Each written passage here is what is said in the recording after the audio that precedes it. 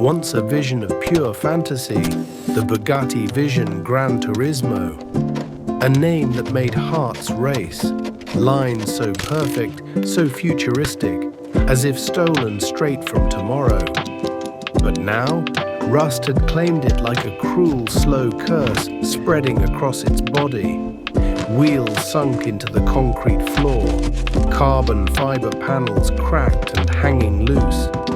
And that legendary deep blue color, it had long vanished beneath layers of dust, grime and decay. No one really knows how it ended up here. Some say a terrible crash, others whisper that the owner's dreams shattered, and he never came back. Whatever the truth, it was alone, forgotten, abandoned, like a dead dream left to rot. Then, one deep night, the rusted garage door creaked open. A man stepped inside. His name was Arif. In his hand, an old, worn toolbox. In his eyes, a strange, quiet light, as if he had come to meet a long-lost love. He said nothing. He simply turned on the light and stood there, staring at the ruined Bugatti for a very long time, as if he wanted to memorize every wound, every scar, every trace of pain on his old friend. That first night, Arif only cleaned. Gently, so gently, he wiped away the dust. He studied the rust. He took small photos. As if, before anything else, he needed to understand all the hurt his friend had suffered. Then the real journey began. Rust was ground away, rotten metal was cut out, fresh panels were welded in place, sparks from the welder lit up the entire garage like tiny stars. The sharp scream of the grinder, the soft whisper of sandpaper, the gentle spread of filler, all of it wove together into a strange living symphony of revival.